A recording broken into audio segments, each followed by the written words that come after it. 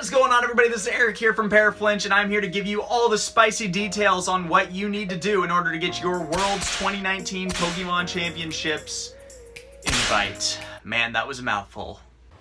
That's what she said. Or he said. So first off, let's talk about tournament structure. So the tournament structure is going to be exactly the same. You're going to have your league challenges, you're going to have your league cups, you're going to have your regionals, you're going to have your internets, you're going to have your worlds, which you're going to go to this year. Of course. But instead of having league cups and league challenges combined, you'll be able to have 2 league cups per quarter, 2 league challenges per quarter, which is pretty sweet. As of now, we still do not know what the championship points required to get your World's invite is, but I am suspecting that it'll be more than 400 like it was for getting your invite for Worlds 2018. Word on the street is it's going to be about 450 to 500. I'm suspecting more towards the 500 side. I have a hunch that they may release championship points midway throughout the year just because they want to see how many points everybody actually has at that point in the game. Regardless, it's pretty great that league challenges and league cups are separated now, because now you have more of a drive than just to get that first place Malamar promo, but now you can also get 15 points on top of it, which is pretty dang cool, if I do say so myself. Why did I bring you up? Now some of you might be wondering, Hey, Eric, how do I get my awards this year? Is it different?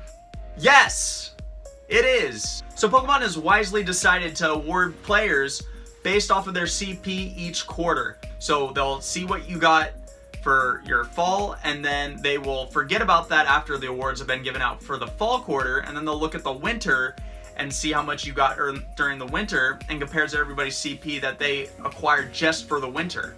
I think it's pretty cool. It's kind of based on who does well at what regionals and cups that are closer to them, and even though there are people that still travel to like all the regionals and stuff, I still think it's more fair this way.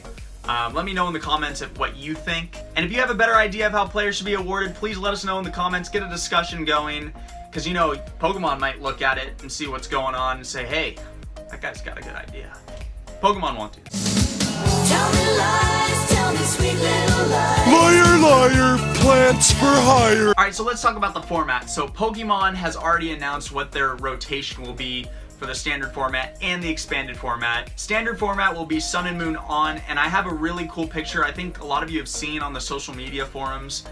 This guy posted this, but I haven't seen many people like repost it, so I think it's a really cool image of all the cards that are rotating out, so we'll jump to that right now.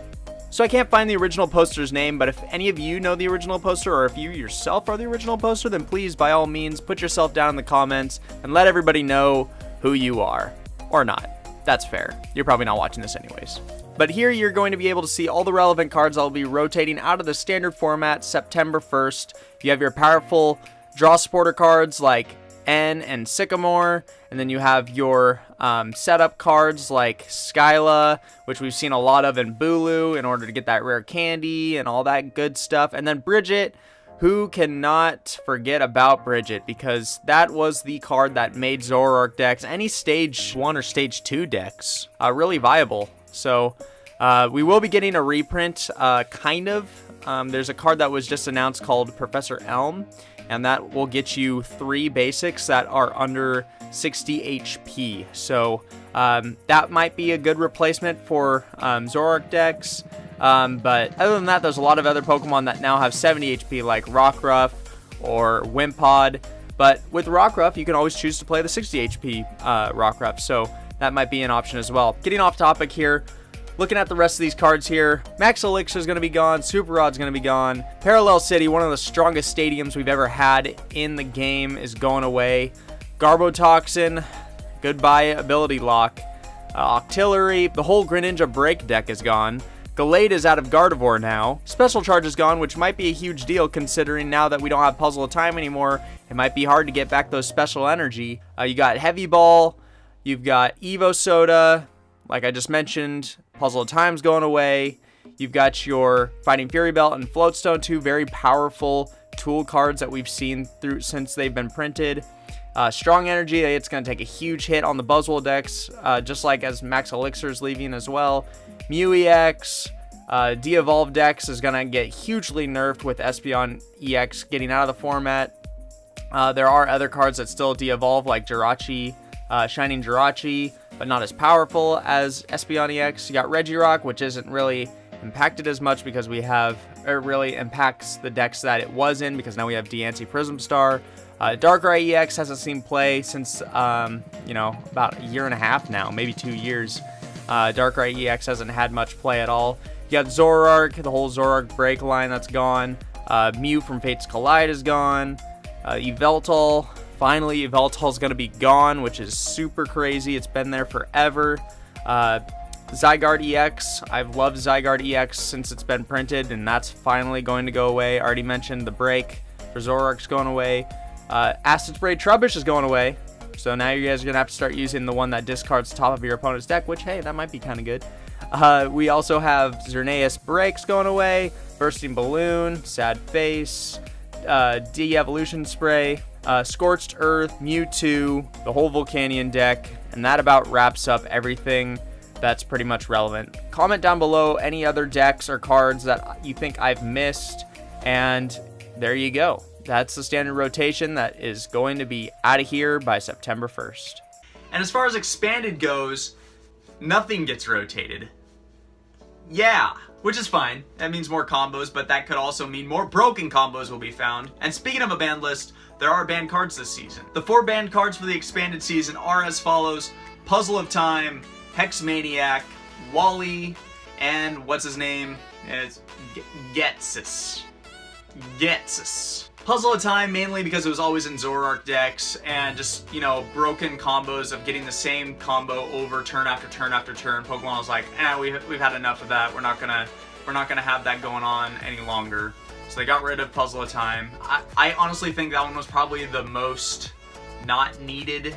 Hex Maniac for sure needed to be banned just because players couldn't even play the game. I was talking to somebody at a League Challenge the other day who said they were playing Zoroark Eggs versus Gardevoir, and all they had to do was chain Hex over and over. Didn't matter how many games they played. They played like 20 games or whatever, and maybe he lost once.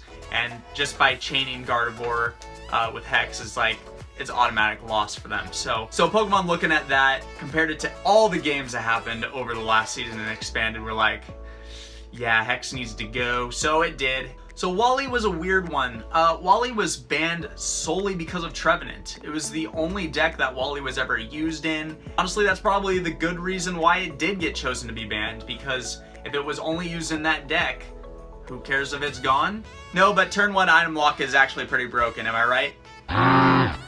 So Pokemon just deemed turn 1 Wally into Trevenant as broken, and so that was it. And last but not least, I think Getsis deserves its place on the ban list, just because the same dang thing, you could just Getsis turn 1. Game over, yeah! Getsis just need to be banned. I think everybody kind of agrees on this one. This is like the #1 thing that people are like, yeah, it's okay. It's fine to be banned. You are fine to be banned, Getsis. And I wanted to talk about a couple new things that professors and players should know. So in the past, Pokemon had sudden death games for those that took prizes the same turn, and there was no result ending. So like, let's say, that didn't make really any sense. So let's say that 2 players, game 3, player A won the first game, player B won the second game. The third game, each player takes their last prize at the same time. This happens very rarely, but occasionally it does. And Pokemon has replaced their sudden death format, which I won't discuss because it doesn't matter anymore, to what's called a tiebreaker game. And what happens is players will set up for a regular game, 6 prizes, and the person, this is key, the person that gets to a state where they have less prizes than their opponent wins. So don't think of it as solely just, oh, I'm going to take my prize first and I win, because yeah, that is how you would win. However, now with Ultra Beast, it might be a little bit easier to win this way. For example, you have Xurkitree, you just use its GX attack, and hey, your opponent has 7 prizes, and now you have 6. And you're at a state in the game where you have less prizes than your opponent. So, you win. And remember, Pokemon did this because of the Ultra Beast, because of the prize manipulation, all the different cards that have to do with your prizes, like B-String, Counter Catcher, all this stuff. So they just said, hey, let's just do a clean game. Whoever gets to a point in the game where they have less prizes, that person wins. And then one last change that you should be aware for the 2019 World Championship season is that, so let's say in Top Cut, player A wins game 1 and player B is pretty much winning game 2, but time is called. So previously there were some special rules where it was like, look at the prizes, see where the game state's at. If player B, like this situation, has taken most of their prizes and player A has not, then you award player B the win. It was very, very sketchy, and players were always asking, like, they were always confused on this rule. So Pokemon just flat out said, okay, now even in Top Cut, if player A has won game 1 and player B is almost winning game 2 but did not, there was no conclusion to that game, player A is actually going to win the series of those 3 games. So that's just something you need to be aware of playing in Top Cut. There is no special prize rule on game 2. So whoever wins game 1 and nothing gets resolved in game 2, player A, the person that won game 1 will walk away with the win. So there you have it, everybody. That is everything I believe you should know about the Pokemon World Series 2019 TCG. I probably should have mentioned that earlier. This is obviously for the TCG. The channel is called ParaFlinch TCG. You knew that. So let me know if there's anything that I missed that I should have mentioned. I will probably mention in another video of ours what the World Championship points value to get your invite is. But regardless, I think that's everything that you should know.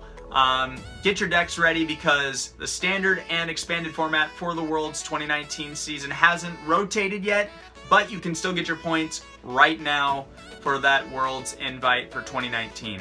So please like the video if you did, it really helps us out, spread the word, and we'll see you guys next time, and until next time, keep it cool.